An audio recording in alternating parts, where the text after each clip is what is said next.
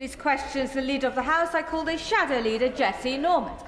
Thank you, Madam Deputy Speaker. Can the Leader give us the forthcoming business? Leader of the House. Thank you, Madam Deputy Speaker. The business for the week commencing 2nd of February will include Monday the 2nd of February, consideration of Lord's amendments to the Biodiversity Beyond National Jurisdiction Bill, followed by motions relating to the High-Speed Rail Crewe to Manchester Bill. Tuesday the 3rd of February, second reading of the Universal Credit Removal of Two-Child Limit Bill. Wednesday the 4th of February, Opposition Day in the name of the official opposition, the subject yet to be announced. Thursday the 5th of February, general debate on road safety, followed by a general debate on obligation to assess the risk of genocide under international law in relation to the occupied Palestinian territories. The subject for these debates were determined by the Backbench Business Committee. Friday the 6th of February, the House will not be sitting. The provisional business for the week commencing the 9th of February includes Monday the 9th of February, general debate on the UK-India Free Trade Agreement, followed by a debate on a motion on increasing survival rates from brain tumours. The subject for this debate was determined by the Backbench Business Committee. Tuesday the 10th of February, debate on motions to approve the draft Guaranteed Minimum Pension Increase Order 2026 and the draft Social Security Benefits Uprating Order 2026, followed by debate on motions to approve the draft Child Benefit and Guardians Allowance Uprating Order 2026 and the draft Social Security Contributions, Rates, Limits and Threshold Amendments, National Insurance Fund Payments and Extension of Veterans Relief Regulations 2026. Wednesday the 11th of February, motions relating to the police grant and local government finance reports, and on Thursday the 12th of February, a general debate on LGBT plus History Month, followed by a debate on a motion on mobile connectivity in rural areas. The subject for these debates determined by the Backbench Business Committee, and the House of Commons will rise for the February recess at the conclusion of business on Thursday the 12th of February and return on Monday the 23rd of February. Shadow Leader of the House, Jessie Normanton. I thank the Leader very much for the business. As the House will know, this is the week of Holocaust Memorial Day. I'm delighted we will be debating that in this chamber later on today. Colleagues, I'm sure, will have visited the extraordinary exhibition of shoes in Portcullis House. I myself visited Auschwitz actually when it was under communist control in Poland in 1988 and saw the originals of that exhibition, and it was a profoundly moving experience, and I know everyone present will share my sense of sorrow and remembrance for all those who died. This is also the week in which we note with great sadness the death of Captain Philip Muldowney in a live fire exercise, and send our very best to his fellow soldiers, his friends and his family. But I'd also like to put on record my personal sadness at the death of Howard Flight, Lord Flight, a dedicated servant of this House over many years and in the other place. Madam Deputy Speaker, this week the Prime Minister demonstrated his genius political touch once again by getting Andy Burnham barred from standing in the Gorton by-election, when he almost certainly would have been hammered if he had stood. The problem solved. Meanwhile, the Resolution Foundation has calculated that the extra uncertainty created by the Chancellor's repeated U-turns has already cost this country, or is going to cost it, £8.2 billion, and that will only increase over time. That figure's based on official OBR numbers. It includes the government's U-turns on personal independence payments, on universal credit, and on the winter fuel allowance, but not the uncertainty additionally created by the government's recent U-turns on business rates for pubs and inheritance tax rules for farmers. Those will take the cost closer to £9 billion of unnecessary extra burden on the people of this country created by the government since July 2024. And lest we forget, even without any U-turns, the extra cost of servicing UK government debt since July 2024 has been and remains, again, thanks to the Chancellor of the Exchequer, higher than in either the US or the Eurozone. That's according to Labour's own friendly think tank, the Institute for Public Policy, research. And finally, extraordinarily, irony of ironies, we hear that Sir Tony Blair will sit on President Trump's so-called peace board for the reconstruction of Gaza, to which one can only say, in the words of the late, great Tom Lehrer, satire is dead. This is the man who took this country to war in the Middle East on a false prospectus. One must ask, haven't the people of Gaza suffered enough? Madam Deputy Speaker, I note that AstraZeneca are accompanying the Prime Minister on his trip to China. As the House will know, AstraZeneca is the single biggest investor in research and development in the United Kingdom. Its best-selling, global best-in-class breast cancer drug, Enhertu, is available for reimbursement in America, Germany, France, Italy, Spain, across Scandinavia and in Japan. Within these islands, it's available for reimbursement in Scotland, but not in England, outside a few special cases. That is an insult to AstraZeneca, but still more to the 46,000 women a year who are diagnosed with breast cancer in England, and the millions more who have had it, who are at risk and who are unable to be treated affordably as a result. There is deep concern, the House will know, across this chamber, among all members about this issue. Does the leader share my view of it, and will he take the matter up urgently with his cabinet colleagues? And then finally, data this week shows that over the last year, police numbers have fallen sharply. Between September 2024 and September 2025, the number of full-time equivalent police officers fell by 1,318. Police staff down 529. PCSOs down 204. The number of special constables down 514. Police volunteers down 429. In total, around 3,000 fewer people are now involved in policing our communities. Now, these figures compare the same point in each year precisely because recruitment happens in cycles, so there can be no statistical disguising. I actually rather agree with Commissioner Rowley when he says police should be judged by outputs rather than inputs. Again, a very welcome corrective to the endless tendency started, I'm afraid, under Messrs Blair and Brown to trumpet increased spending as though that was the same thing as results. But that hardly applies to the number of volunteers and specials, both of which are down. And in general, fewer officers and fewer staff mean fewer crimes investigated, fewer patrols on our streets, and slower responses to 999 calls. Home Secretary's announcements early this week were silent on protecting overall police numbers. So, could the leader spell out whether the government's policy is to allow police numbers to decline over time or not? And could the House have an up-to-date statement on this specific issue? Leader of the House. Madam Deputy Speaker, first of all, through you, Madam Deputy Speaker, can we send our best wishes to Mr Speaker and wish him a speedy recovery from his recent injury. As the Shadow Lead has said, Tuesday was Holocaust Memorial Day, and during Cabinet we heard from Marla Tribbich, who shared her testimony and actually sat in the Cabinet room for the first time as a Holocaust survivor.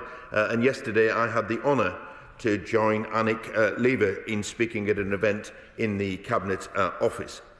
Holocaust Memorial Day reminds us that societies who do not learn from the mistakes of the past run the risk of repeating them, and we must stand together against hatred, prejudice and intolerance wherever it occurs.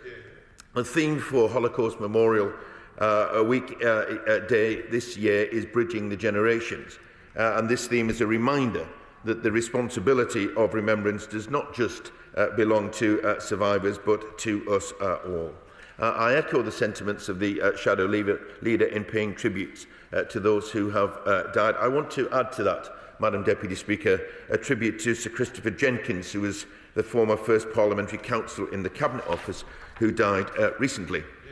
Sir Christopher was renowned for his mastery in drafting legislation and worked on many pieces of important legislation, including the British Summertime Act and the first devolution bills for Scotland and Wales. He'll also be remembered for pioneering explanatory notes, which clearly explain the purpose of a bill, and I'm sure the whole House will join me in passing on our condolences to his friends and family.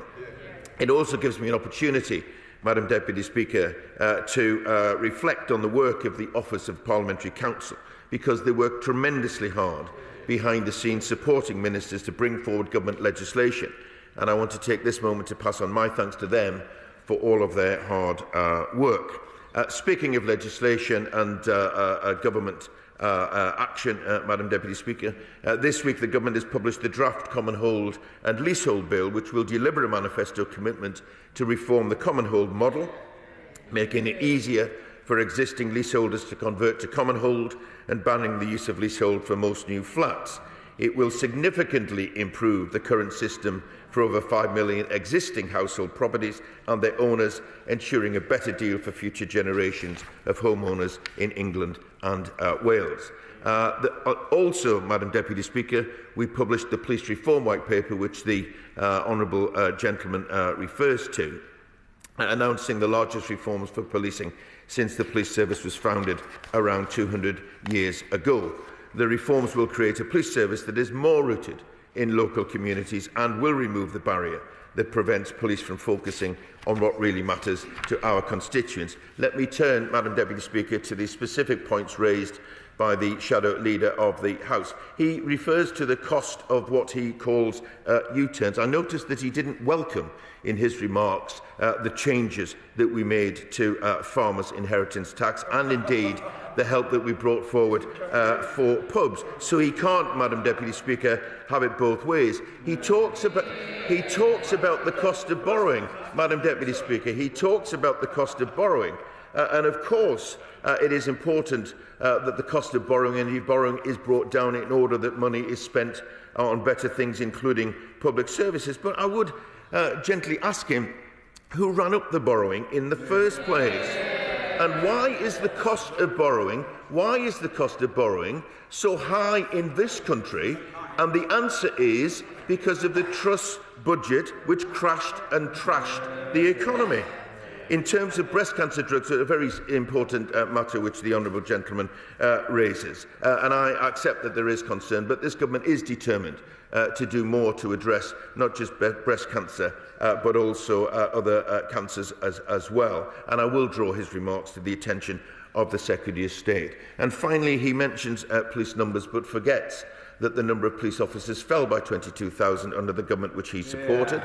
Where they did recruit officers, Madam Deputy Speaker, they recruited them and put them into offices. It is important, I don't mean officers, I mean officers. They weren't on the front line, and the Home Secretary has been absolutely clear that we need to get more officers onto the front line, and we are determined to do that. He wants me to spell out what our ambitions are for this. He will need to wait slightly longer for that, because I've just announced the business in which there will be a debate on police funding on the 11th of February, when not only will we be able to spell out our plans for increasing the number of police officers, but we will be very happy, Madam Deputy Speaker, to compare our record against the record of his government. Thank you very much. And first of all, can I associate myself with the comments of the Leader of the House about Holocaust Day? Coming from a family with Jewish heritage, I feel this very, very strongly. But one of the worst aspects of the austerity years was the impact on young people. And in a community like mine of 23 separate mining villages, all isolated, the future of youth, which are, after all, the future of our country, is very, very difficult. And so I'm wondering whether the Leader could think about recommending a moment when we might discuss youth services in the country, which would give me an opportunity to raise a piece of land which has fallen into private use in Upton, in my constituency. There is a covenant held by the Coalfield Authority, and I'm hoping that they will enforce it. So such a debate would allow me to press that case. Leader. Deputy Speaker, this government has brought forward a young people strategy, the first time in more than a decade, and also a review is being undertaken into how best we can tackle the difficult issue of bringing down youth unemployment. But I will draw to the attention of the relevant Secretary of State and see what plans that we have got to bring forward a debate or perhaps a statement so that my honourable friend can make those points himself. Liberal Democrat spokesperson Bobby Dean. Thank you, Madam Deputy Speaker. Can I associate myself with the comments made by the Leader of the House about Holocaust Memorial Day and the tributes he made to the people that we have lost? Last weekend, all the plotting and deceit finally reached a climax. And I have to say that the man from the north that I wanted to win that battle didn't quite make it. Still, Faraz played a good game, and I thought that Stephen and Rachel were worthy winners of the traitors. Yeah, I thought he deserved more than that, really. Anyway, moving on, Madam Deputy Speaker. I think the whole House can agree that the world has become less safe. Russia's aggression in Ukraine and the instability that Trump's put into the NATO alliance has focused minds across Europe, and we all know we now need to find a way to increase defence spending as quickly as possible. This week, the Liberal Democrats put an idea forward about the possibility of issuing defence bonds. This would raise funds not only via the financial markets, but also allow ordinary Brits to take part. We could issue them on a fixed-term basis and hypothecate them specifically to capital spending on defence. And we believe that this could help us achieve 3% of defence spending by 2030 and allow everybody to participate in the effort. Now, pension funds and investment portfolios already allow you to select the style of portfolio you would like. Sometimes people tick a box for environmental, social and governance measures, and we believe if there was this UK-focused portfolio as well, that many people would choose to opt in. In fact, research suggests that Brits are even willing to see lower returns on the investments if they know that the money is going to a good cause and going to British assets in particular. And so we wondered whether we could have a debate in government time, considering we need to build a cross-party consensus on this and just how we can get to that 3% target as quickly as possible. Thank you, Madam Deputy Speaker. The Government is absolutely committed to increasing spending on defence to 2.5% of GDP by April of next year. And the Government has, the Prime Minister set out his ambition to spend 3% of GDP on defence in the next Parliament. But I take the Honourable Gentleman's point because the world does appear to be a less safe place. And that means building coalitions where we need to with our allies, better and deeper coalitions with our allies, but also, of course, playing our part fully by increasing defence expenditure, and the Government is absolutely committed to doing that. In terms of the defence bonds issue which he raises, I find that a genuinely interesting matter, and I will raise it with the Secretary of State, at least to get him a response on that grounds. I happen to believe, Madam Deputy Speaker, that we don't debate defence enough in this House, and therefore, well, we don't, compared to how it might have been some time ago. And therefore, I will see what prospect there is for bringing forward a defence debate in the near future, in which we not just talk about what's happening in the world, but we actually look at this question of how we might best support our armed forces. Baggy, Shanker. Thank you, Speaker. Recently, I had the pleasure of meeting Ali Davis-Marsh, the fantastic founder of Greener Littleover in Derby. Greener Littleover is doing outstanding work bringing people closer to nature with initiatives such as the Great Big Green Week and outreach in our local schools. Does the Leader of the House agree that volunteer-led initiatives like Greener Littleover should be recognised because they represent the best in our communities in Derby and across the country? Thank you, Madam Deputy Speaker. My honourable friend is absolutely right to champion the work of Greener Littleover and other organisations like them. The work done by volunteer-led initiatives is admirable and represents the very best of our communities, and I hope that everyone in the House will join me in praising their commitment to protecting, enhancing and celebrating local green spaces. Chair of the Backbench Business Committee, Bob Blackman. Thank you, Madam Deputy Speaker. In addition to the business that the Leader has announced, on Monday 9th of February there will be a Select Committee statement from the Procedure Committee, the subject of which is secret. That should enlighten you to come along and listen to what's being said. It's because they haven't yet published their report. Anyway, and in addition, on Thursday the 26th of February, if we are allocated that date, we have offered the St David's Day and Welsh Affairs debate. So I'm sure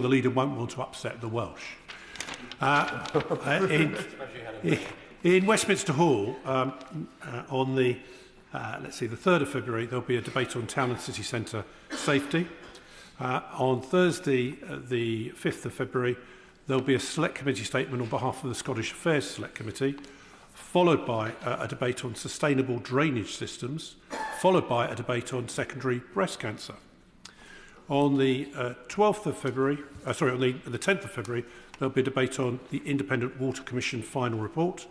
And on Thursday, the 12th of February, there'll be a debate on onshoring in the fashion and textiles industry, and a debate where we're waiting for confirmation. And on the 24th of February, there'll be a debate on government support for healthcare system in Gaza. So, Madam Deputy Speaker, the Leader and I had a very good meeting on Monday. I look forward to the necessary changes in standing orders coming forward to assist the Backbench Business Committee in doing its work. Now, in London at the moment, the Mayor of London is wrestling with a £260 million gap in finances. When we've looked at this in examination, part of the proposals is to close police counters across London, saving about £6 million a year. On further examination, since the 6th of October 2023, the hate marches that have gone on across London have cost the Metropolitan Police £82 million. That, in addition, of course, police have been dragged in from all over London to police these marches. The council taxpayers of London are outraged by the fact that we are having to pay to police these marches. So when we have the debate on the police grant next week, can the Leader ensure that whoever the Minister is who's answering this could actually talk about how we're going to make sure that if demonstrations are going to take place in this way, that the organisers of these demonstrations actually bear the cost of policing them rather than the council taxpayers of London? Deputy Speaker, I thank the Honourable Gentleman for his update, and as he said, I thought a very productive meeting earlier this week. In terms of his update, he rarely leaves us with such suspense, Madam Deputy Speaker, so I look forward to what that debate is about.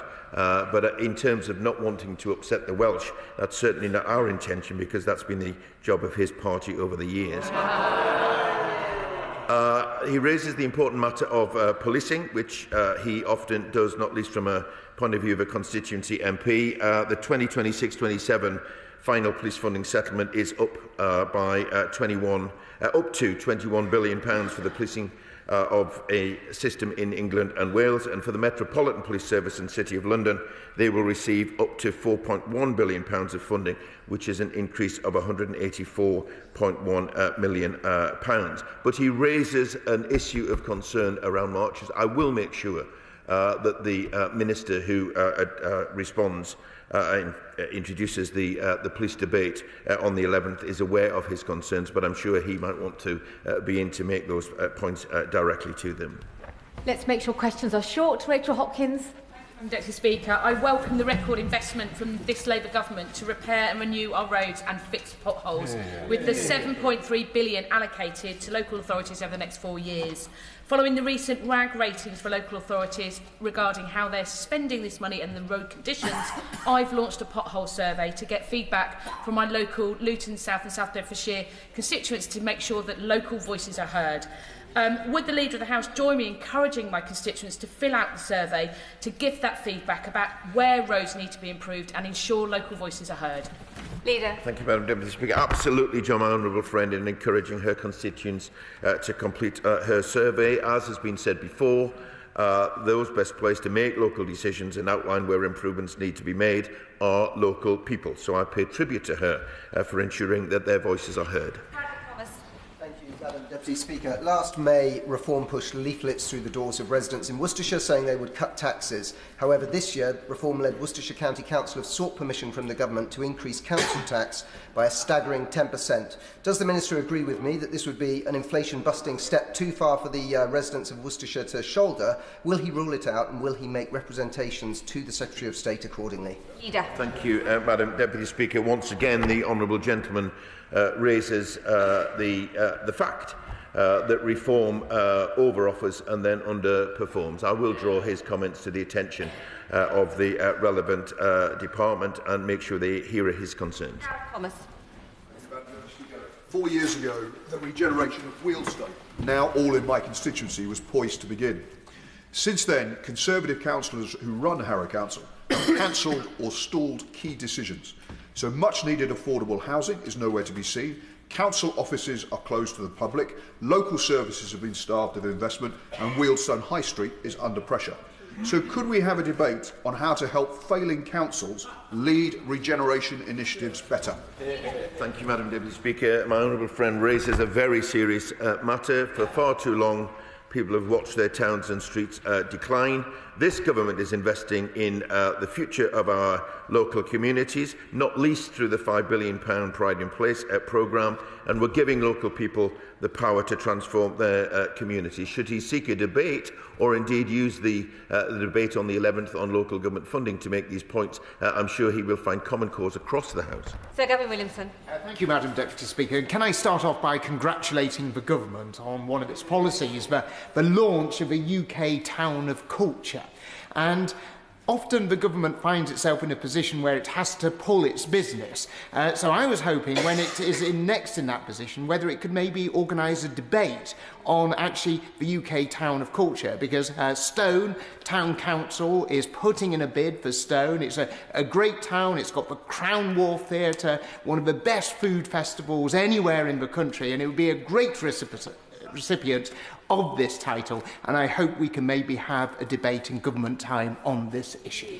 I'm delighted, Madam Deputy Speaker, that the Right Honourable Gentleman welcomes the town of culture, and I would, of course, encourage towns across the country to apply for that. We hope, of course, that it will be a huge success, and I would imagine would want a debate at some point to be able to do that. He makes a very strong point for Stone. It would probably be remiss of me, Madam Deputy Speaker, to make the case for North Shields, which celebrated last year its 800th anniversary very successfully, and I understand will be putting forward its own bid, but of course I wouldn't mention that. Julie Minns, after which I'll be calling Steve Darling. Julie Minns. Speaker, the RNIB's 2024 report found that disabled people face significant barriers when it comes to casting their vote, a finding echoed by the Electoral Commission in their report last year. Both of those reports informed my 10-minute rule bill on this subject that I presented to this House last year. Could the Leader of the House please arrange for the Secretary of State to make a statement on improving accessibility at our polling stations for disabled people ahead of this year's elections? The government is firmly committed to supporting disabled people's ability and right, obviously, to vote. I know that the team at HMLCG regularly meet with disability organisations to identify barriers, share good practice, develop products and promote awareness, but I will make sure that the Secretary of State has heard my honourable friend's contribution today. Steve Darling. Thank you, Madam Deputy Speaker. Storm Ingrid and Chandra have wreaked havoc across Devon, whether it's flooding in Ottery St Mary, closure of the Dawlish rail line, or having parts of our harbours and seafronts in Torbay ripped apart. Torbay Council advised me that there is more than £3.5 million of critical infrastructure damage caused by these storms. Will the Leader of the House encourage the local government minister to open up the Bellwyn scheme for local authorities like ours in Torbay? Thank you very much indeed. Alongside partners, Madam Deputy Speaker, in the emergency services, local authorities and utility companies, we have coordinated a multi-agency response to prepare for and then to respond to the storm. And of course our hearts go out to those who've been severely affected. As far as the Bellwyn scheme is concerned, I will draw the honourable gentleman's remarks to the attention of the Minister. Perkins. Thank you, Madam Speaker. 2 weeks ago, the Office for Environmental Protection announced their annual report to Parliament. It found that the country remains off track for the 2030 targets. It also found that this government was making good progress in some areas, but DEFRA colleagues appears to be wishing to keep their light under a bushel. We didn't get a statement here in the House on that or on the EIP plan. So will the Leader of the House have a word with DEFRA colleagues and try and ensure that these important landmarks do get a statement? And in the absence of them, can we have a debate in government time on the OEP report and the important environmental improvement plan? Thank you very much, Madam Deputy Speaker. I certainly want to start by paying tribute to my honourable friend for all the work that he does in this regard. He raises a very important matter, and I'm confident that DEFRA ministers want to keep the House updated on our environmental improvement plans. We have ambitious targets, and I'll make sure that the Minister has heard my honourable friend's request for a statement. Sir Ashley Fox. Thank you, Madam Deputy Speaker. May I thank the frontline staff at the Environment Agency, Drainage Board and Council who are working hard to tackle flooding in Somerset. This year, water levels have risen faster than they did in the 2013-14 floods. Currymore used to fill in 10 days. This week it filled in 4. Communities in Fordgate and Moorland are watching nervously as water levels continue to rise. So can I ask the leader for a debate on how the Environment Agency approaches these incidents? Why are they using out-of-date trigger points to dictate their response? Why were the emergency pumps at Northmoor only operational last night? Why is the EA actively withdrawing from main river maintenance? And why are we allowing building on floodplains without proper mitigation? Thank you very much, Madam Deputy Speaker. Of course, for areas and people affected by flood, they can often be devastation. I should say at this point that our Flood Resilience Task Force is focusing on the delivery of a flood resilience strategy and indeed investment, because these things have been neglected for too long. It's, I think, important that the Honourable Gentleman started his remarks by paying tribute to the Environment Agency workers, not just in his area but across the country, who are out working day in, day out to make improvement. But in terms of a debate, he may wish to seek a Westminster Hall debate, or I will look to see whether or not there is time to bring forward such a debate to Jonathan Brash. Thank you, Madam Deputy Speaker. Keeping our neighbourhoods clean and tidy requires a whole community effort, and that's exactly what we're delivering in Hartlepool. Our Labour Council is investing £1 million in its Pride in Place campaign, complementing the fantastic work of volunteers from Hartlepool Big Town Tidy Up to make a visible difference to our borough. So will the Leader of the House join with me in congratulating my constituent, 11-year-old Theo Reid, a pupil at High Tunstall School, on winning a Young Litter Picker Award at the Davina Hodson Memorial Awards hosted by Clean Up UK. He embodies the spirit of Hartlepool. Leader. Thank you, Madam Deputy Speaker. My honourable friend is right to celebrate the community approach to keeping our towns and cities clean and the dedication of environmental volunteers in that, but also to draw attention to the support that the government is giving through the Pride in Place programme, not just in terms of resources, but by the approach of putting the community in charge. And I think the whole House, Madam Deputy Speaker, will want to join me in congratulating Theo Reid for being awarded the Young Litter Picker Award, because his commitment set a bright example for all of us to follow. Thank you, Madam Deputy Speaker. Redbourne Village faces a potential 70% housing increase after this government reclassified swathes of open land as grey belt, leaving villagers powerless against unplanned development, with legitimate infrastructure and environmental concerns, compounded by being next to the M1 and 7 miles from expanding Luton Airport. My recent question to the Minister about grey belt impact assessment referred me to yet another update of the National Planning Policy Framework under consultation. As councils can't pause their planning timelines, can we have a debate on government time on how members can address live planning issues during this consultation limbo before it's too late for our villagers? Leader. Thank you, Madam Deputy Speaker. The Honourable Lady, of course, is free to apply for her own debate, perhaps in Westminster Hall or an adjournment debate, in which she can raise these matters, because matters of housing and infrastructure are often raised with me. But I would gently say to her that what we are trying to do in making sure that we are updating the legislation is that we're building the houses that the country needs. And it is really important that we get on with building those houses. But I will draw her remarks to the attention of the relevant department. Thank you, Madam Deputy Speaker. Many girls in my constituency, some as young as 12, have told me that they face misogynistic abuse and sexual harassment in schools from boys of their similar age. And some have even told me that these experiences have gone on deaf ears with the school leads, some often saying, "You should be," and I quote, "you should be flattered." Will the leader please condemn such words from the school leads, and could he allow for the Secretary of State for Education to lay out what steps her department is taking to tackle the scourge of misogynistic abuse in schools and academies? Leader. Thank you, Madam Deputy Speaker. In terms of the words which my honourable friend has set out, of course, I think most people would condemn those. He raises a really important matter, because every parent should be able to trust that their daughter or indeed their son is safe in school, and too often toxic ideas take hold early and go unchallenged.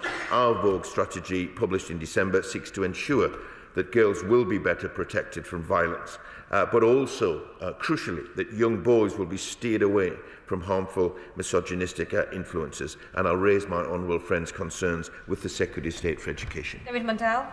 Thank you, Madam Deputy Speaker. I don't know if the leader is a keen cyclist or mountain biker, but I'm sure he'll share my excitement and that of my constituents that after the grand depart in Edinburgh, the Tour de France will pass through Innerleithen, Walkerburn and Canonby in my constituency.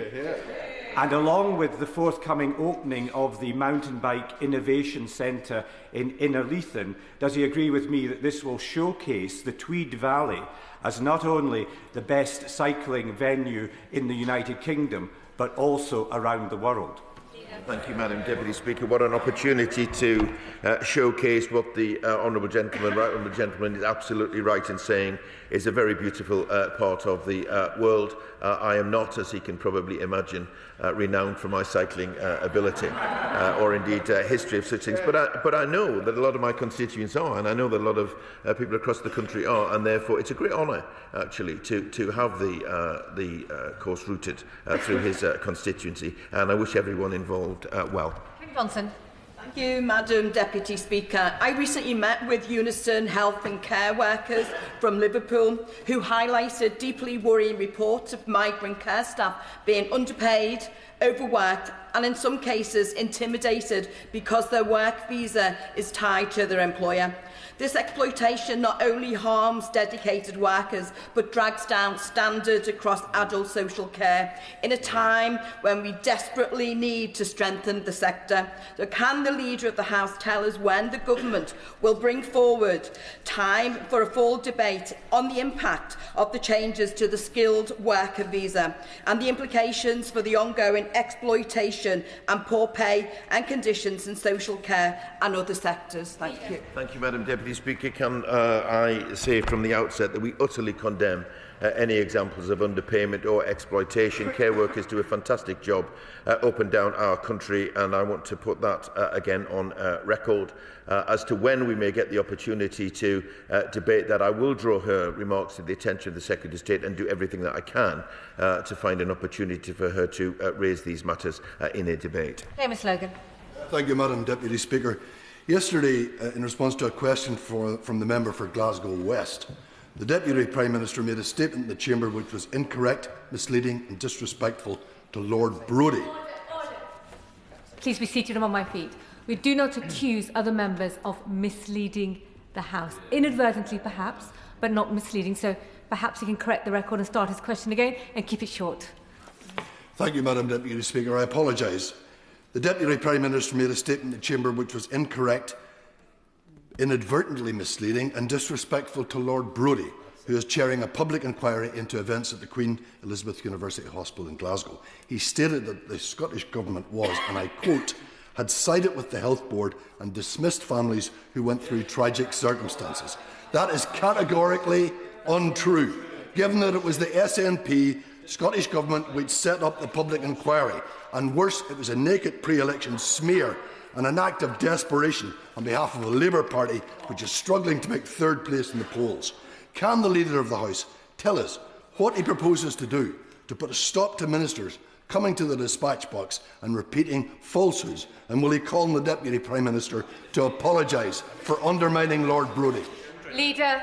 Thank you, Madam Deputy Speaker. Of course it's important that ministers and indeed members of this House are accurate in their comments, but as the honourable gentleman will hear, not least from the benches behind me, that this matter is one of dispute. His version of events is one which is disputed. I'm sure that the Deputy Prime Minister will have heard the Honourable Gentleman's remarks, but it's disappointing that on such an important matter he seeks to make a political point about polling and about elections. I would gently suggest that what they do is get on with the biggest settlement that we've ever given to Scotland and spend it better.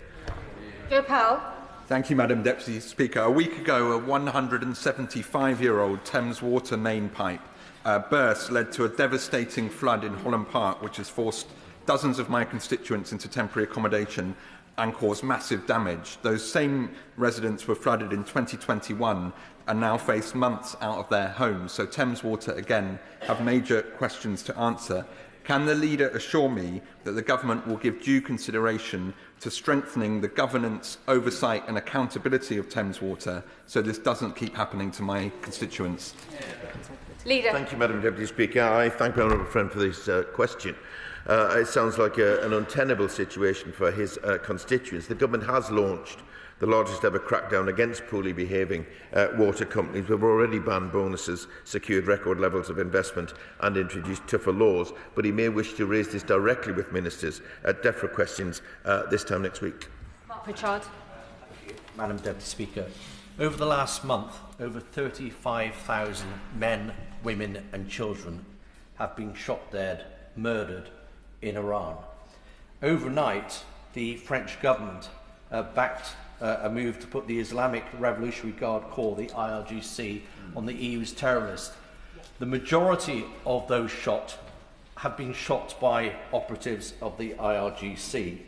Now, I know the government has said that it can't put the IRGC on the proscribed list because it is a state group rather than a non-state terror group. But given what the French government and other EU governments have done, could the government at least bring forward new legislation around prescription, which brings together hybrid legislation in some way that allows the government to take action and support all those men and women that are standing for freedom and democracy in Iran? Leader. Thank you, Madam Deputy Speaker. The government has already prescribed and sanctioned 550 organisations and individuals around the IRGC, and as he knows, we keep these matters under constant review. I'm not sure I would characterise the position of the government on the IRGC as quite as definitively as he has, but we do keep these matters under consideration. And if we're doing that and we find that the legislation is short, of course we would come back with changes to the legislation. Ewan Steinbank. Deputy Speaker, my constituent Mohammed is a young man educated at a local school, hoping to go on a school trip in a couple of weeks with his classmates. His application for citizenship was received by the Home Office in November 2024, but is now 8 months late, and if he went on this trip, it would void the application. Can the leader encourage Home Office colleagues to expedite an outcome to this delayed application so that this young man can attend this vital educational trip? Deputy Speaker, if my honourable friend gives me the details of the case, I'll make sure that the relevant department gets that information and hopefully can act in the way that he says. Thank you very much, Madam Deputy Speaker. It's been brought to my attention by an employer in my constituency, a vape manufacturer, that there are products on sale in this country from importers who are either circumventing or exploiting loopholes in the legislation to sell vapes which are big puffs, which break the regulations, are rechargeable but are so cheap that they're being discarded and creating a fire hazard. Could the leader make it possible for me to speak to a minister about this to see how we can address the issue? Yes, I will. Melanie Ward. Oh, thank you, Madam Deputy Speaker. After beaches in Burnt Island and Kinghorn recently had their water quality downgraded, many of my constituents will be angry that Scottish Government-owned Scottish Water are hiking bills by almost 10%. Both beaches were closed for periods last summer due to pollution, and people became sick from exposure to it. This is particularly galling after the Chief Executive of Scottish Water was handed a £50,000 pay increase. Does the Leader of the House agree that it is long past time for the SNP Scottish Government to get a grip and clean up our coasts? And will he make time for a debate on water quality? Yes, I do agree, Madam Deputy Speaker, and I would encourage my honourable friend to apply for an adjournment debate so that she can raise these matters directly with the Minister. Dame Herrick Baldwin. Yeah. Thank you, Madam Deputy Speaker. The terminally ill adults bill that we sent to the other place is being scrutinised extensively, and it is reported this morning that the Parliament Act may be invoked to force this bill to become an act. Given that the bill was A, a private member's bill, and B, not in the Labour manifesto, can the leader assure the House that he would not allocate government time to do this? Leader. Thank you, Madam Deputy Speaker. I read those reports, as did, I'm sure, other members of the House, and let me say to the Right Honourable Lady that the government's position has not changed. This is not a government bill. I would say, however, she started off by talking about the scrutiny of the House of Lords. They have every right to scrutinise, but I hope that they do that in a responsible way, because this House did make its position clear on the bill, and I hope that progress can be made. Obviously, when there's what looks like an impasse or a slowdown, people will be looking for a quick route round that, or any route round that, to be honest. But the government position hasn't changed, which is once the Lords have completed their scrutiny, if necessary, we will find time in this place to debate those amendments, because the will of this House was very clear, and I hope, without having to go down the avenues that have been described, that we will be able to resolve this matter. Jessica Toll. Thank you, Madam Deputy Speaker. Last Friday, we launched the Bournemouth Town Centre Citizens Panel Action Plan. This was the culmination of 7 months of work of 50 local residents from all ages and backgrounds to set out a shared vision for our town and action points for the future. Now, the Citizens Panel was an effective way to meaningfully centre residents' voices in the future of our town. And so will the Leader of the House join me in thanking these residents who put so much time and passion into this project? And will he assure me that the government is giving due consideration to how we centre residents' voices in our High Street strategy?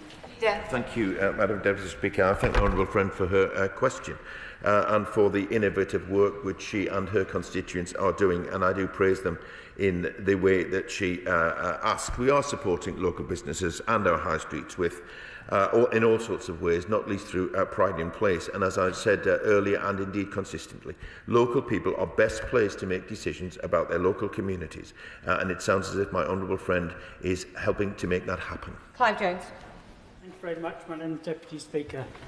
Patients, cancer charities and healthcare professionals have been calling for urgent investment in oncology to prevent a postcode lottery of care.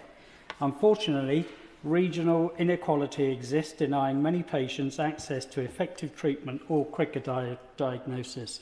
Will the House be scheduling time to consider what funding and workforce measures are being prioritised in the National Cancer Plan to address these gaps? Leader. Thank you, Madam Deputy Speaker. The Honourable Gentleman raises, again, a really important matter, which is about the postcode lottery that can exist, and of course the government doesn't want that to happen, which is why we are investing more across the NHS, but also through the NHS plan, making sure that we iron out any differences that exist across the country. I will draw his remarks to the attention of the Secretary of State to see if and when he can bring forward a statement on these matters, or indeed we can have the debate that the Honourable Gentleman requests. Harry Gardner.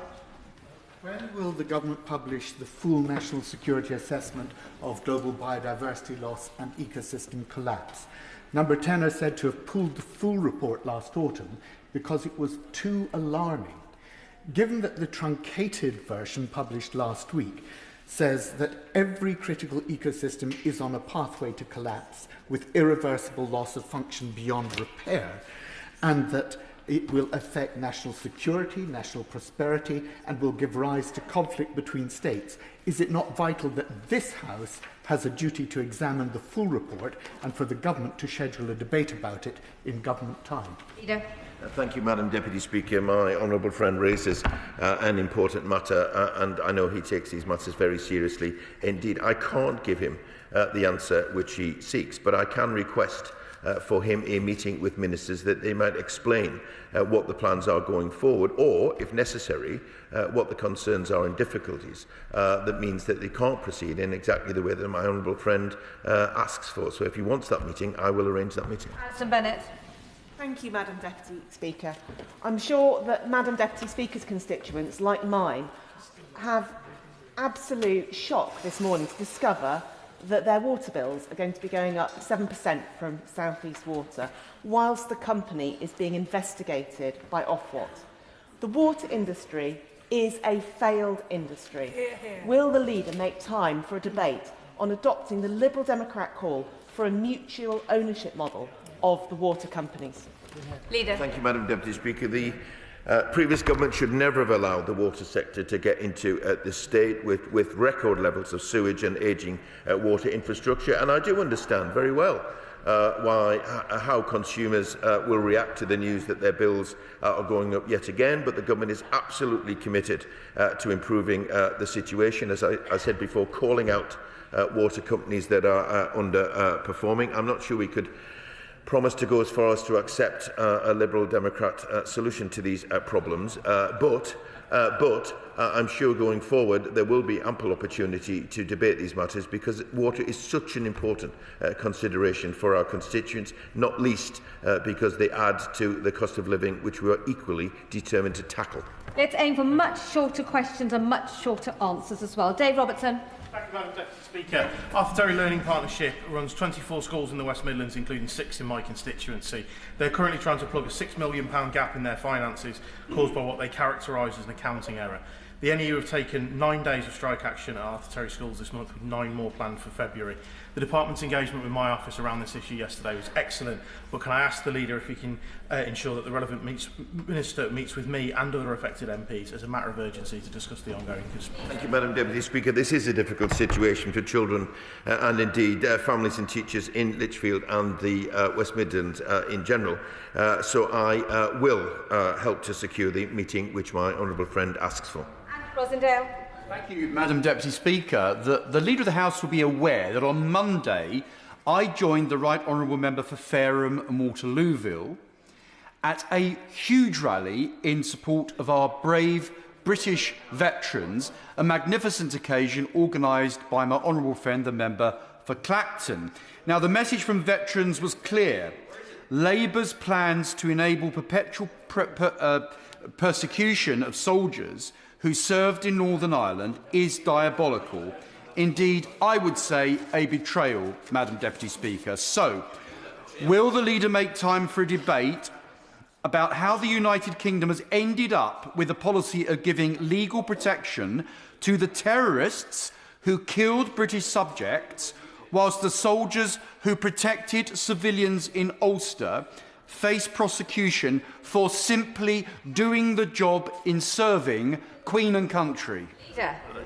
Madam Deputy Speaker, the honourable gentleman will know what the government is putting in place is a replacement for a system which we found, which quite frankly was not legal, could not be enforced, and therefore did not give the protection for our brave servicemen and women. He will have ample time to continue this as the bill continues its progress. Whether his new honourable friend, the member for Clacton, can be bothered to be here to take part remains to be seen. Thank you, Madam Deputy Speaker. I recently had the pleasure of visiting St Mary's Catholic Primary School in Black Hill to learn about their Solar for Schools project. The children were really engaged in the process of learning about solar power and saving energy. The project was funded by GB Energy and the government from the Solar for Schools project. Can we have a debate in government time to talk about the importance of extending these projects? Thank you, Madam Deputy Speaker. I want to join her in recognising the enthusiasm of students at St Mary's Primary School in Black Hill, which is the place that I was born. I'm happy to hear this example of this is an example of over 250 schools benefiting from our £255 million scheme to deliver new rooftop solar power for public buildings, and I would encourage her to apply for an adjournment debate on the matter that she raises. Thank you, Madam Deputy Speaker. The chapel in Cotford St Luke in my constituency is a fan favourite, but because of the decisions of this government it is dying. They've been hit exceptionally hard by VAT in the business rates regime. I know that this is the case for many establishments in our part of the world. Many of these places rely heavily on tourism, so can the Leader of the House allocate government time for a debate on how we can better support the hospitality and tourism sector and prevent much loved businesses from closing their doors? Thank you, Madam Deputy Speaker. The Honourable Lady will be aware of the support which the Government has brought forward recently for pubs. And obviously we keep under review what other support we can give to the hospitality sector. Her concern will be shared, not just on that side of the House, but by on this side of the House too, about what furthermore can be done. And should she seek an adjournment debate, then perhaps she can air those concerns herself. Paul Davies. Thank you, Madam Deputy Speaker. Tetrasil is a Rochdale-based company that has used fire and rehire tactics recently to effectively dismiss staff and then rehire them on terms which are £7,000 a year less in their pay packets, and also remove their rights to paid leave. This is all despite their shareholders receiving £2 million last year. Does the leader agree that the company should even now get round the table with the Usdaw trade union? And does he agree this government's new Employment Rights Act will finally outlaw fire and rehire, give day one rights of sick pay and parental leave, and give basic rights to every worker that deserves them? Rights that the Reform Party voted against in this House. Leader. Thank you, Madam Deputy Speaker. I thank my honourable friend for bringing this matter to the House. And yes, I do agree with him, not only on the need to get round the table, but also the shameful approach taken by Reform on these matters. This Government's Employment Rights Act represents the biggest upgrade to workers' rights in a generation. It does, as he said, it will, as he said, end exploitative zero-hour contracts, end unscrupulous fire and rehire practices, prevent the misuse of non-disclosure agreements, and strengthen statutory sick pay and the collective voice of workers. Vicky Slade. Storm Chandra, as you've already heard, as we have already heard, has left the southwest in havoc, including deep flooding in Dorset. Routes blocked, villages cut off, even part of our historic Wimborne Minster underwater. Some residents have suggested blocked drains is the cause, but clearly the best flushed gullies would not cope. I welcome the reference to the upcoming flood strategy, but as weather warnings come back, can I repeat my call I made last year after the summer fires for a debate in government time on climate resilience and response so members can have their concerns heard? Madam Deputy Speaker, the Honourable Lady is right to raise the concerns of her constituents and where they've been affected. I'm sorry to hear that. She has raised these matters before. And should she wish to meet with the Minister and outline her experiences and the experience of her constituents to see what further can be done, then I will arrange that. Paul Davies. Thank you, Madam Deputy Speaker. We face a serious skills gap in the construction sector. Colleges across the country are doing fantastic work to help solve this issue. In my own constituency, Kirklees College is a testament to the value of such institutions. And I welcome the Government's commitment to train 60,000 more skilled workers by 2029. But can we have a statement from the Government on the steps they're taking to support institutions like Kirklees College to meet the high demand for places and close the skills gap? Leader. Thank you, Madam Deputy Speaker. I thank my honourable friend for raising this matter and welcome the vital education and training that Kirklees College provides to its students. The Government announced a construction support package worth over £600 million to tackle the shortage of skilled workers in the construction sector, and that investment is a key part of our wider strategy to support our national infrastructure. But I will draw to the attention of the relevant Secretary of State my honourable friend's request either for a statement or for a debate. Jess Brown-Fuller. Madam Deputy Speaker, and I refer members to my register of interests as the chair of the APPG for infant feeding. In December last year, the Government published its response to the Competition and Markets Authority as part of its child poverty strategy on infant formula milk. But there was a number of recommendations that the Government said no to, including restricting unverifiable claims on formula milk packaging. This is a vital issue that affects parents up and down the country. So will the Leader of the House make government time to debate infant feeding, please? Thank you, Madam Deputy Speaker. The government did... You're being pointed. The Government did announce important steps forward, but obviously I'm not across the specifics that the Honourable Lady refers to. So if she wants to meet with a Minister to further explore, to explore what more can be done, then I will arrange that. Mr McAllister. Thank you, Madam Deputy Speaker. As Member of Parliament for Western Bartonshire, I have the honour of following in the footsteps of a very distinguished predecessor, Lord McFall, Lord Speaker in the other place. who steps down this week after 40 years at Westminster. He has served my community and our democracy here with great wisdom, courtesy, grace and humility. Will the Leader of the House join me in expressing our gratitude for his decades of service and send both him and his wife Joan our warmest wishes? Thank you, Madam Deputy Speaker. I thank my honourable friend for raising this matter, and I think I can speak for everyone across the House when I thank Lord McFall for his service and commitment to both this House and to the other place. He was a fine whip and minister in government and a truly tremendous parliamentarian. And alongside my honourable friend, I wish Lord McFall and his wife Joan all the best for what is to come. Thank you, Madam Deputy Speaker. Thank you very much indeed. It's been raining hard in my constituency and across the West Country generally, and I want to pay tribute to Somerset Council, North Somerset Council, the Internal Drainage Board and the Environment Agency for the work that they're doing. However, the land is saturated. And I wanted to just point out to the Minister and Madam Deputy Speaker that if you put the water in Somerset and that little bit of North Somerset I represent, end to end, it takes you from mid-Somerset to Singapore. It's 8,000 miles worth of waterway.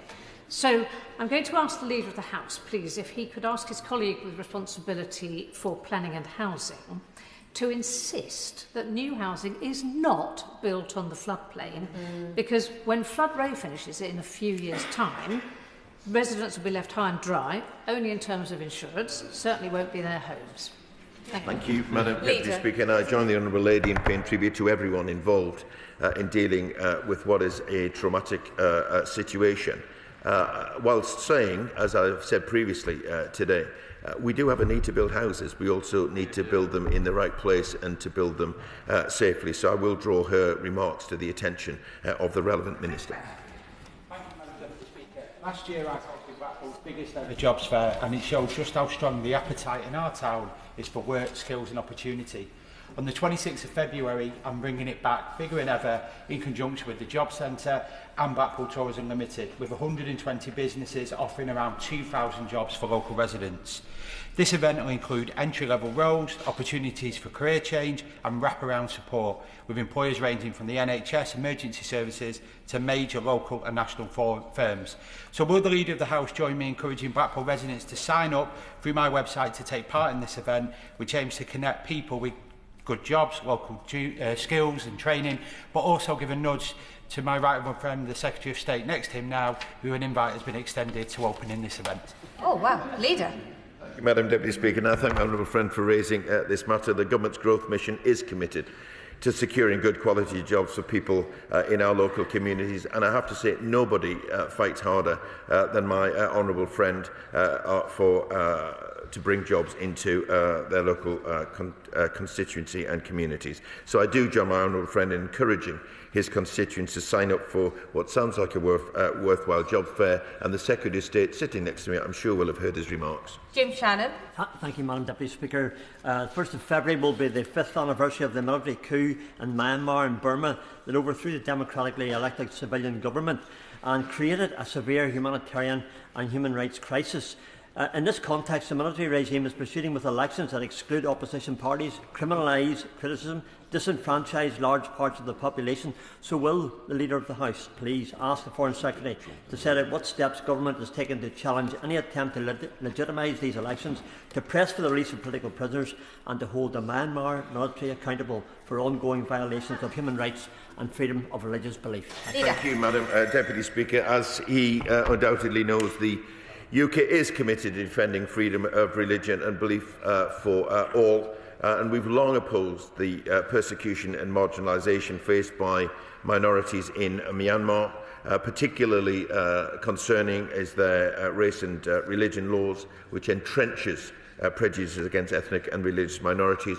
I will ensure that the Foreign Secretary hears his concerns, not least in the light of what he has said about elections, and I will ensure that the Secretary of State responds to the honourable gentleman. Phil Brickell. Thank you, Madam Deputy Speaker. I was recently contacted by one of my constituents regarding a 4-month delay to her daughter's provisional driving licence application related to her type 1 diabetes diagnosis. My constituent's application remains outstanding. She's been unable to obtain an update from the DVLA or any timescale for the conclusion of her application.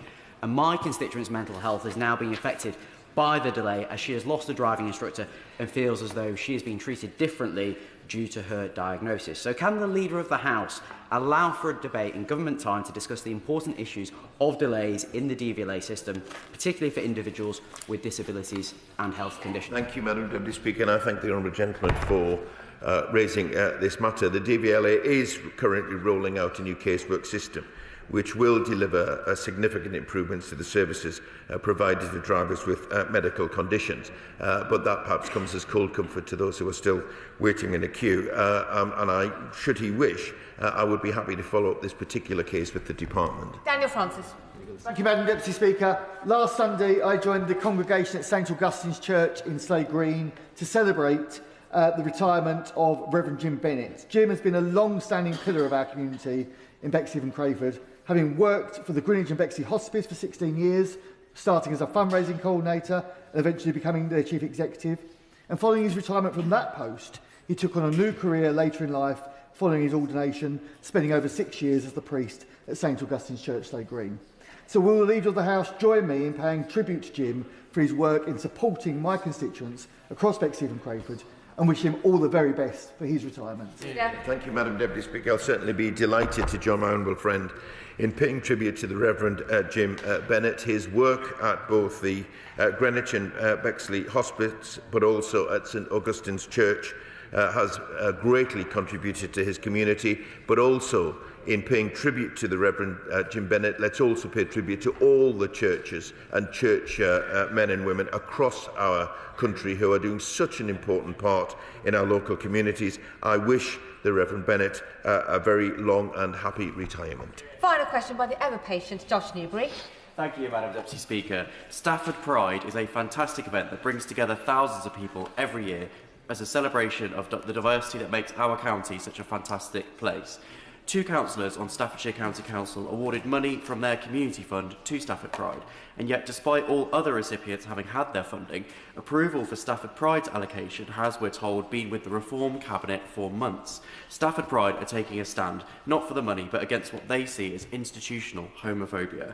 Would the Leader of the House join me in calling on Reform UK Staffordshire to get on with processing this legitimate funding application? And could we have a debate on the worrying increase in discrimination against LGBT+ organisations by certain councils? Thank you, Madam Deputy Speaker. My honourable friend is a fantastic champion for his local area.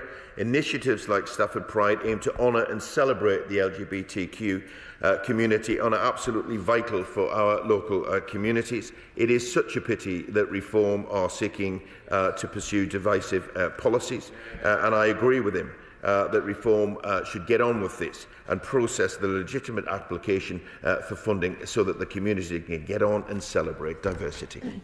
That is the end of business questions. I'll give the front benches a moment to shuffle over.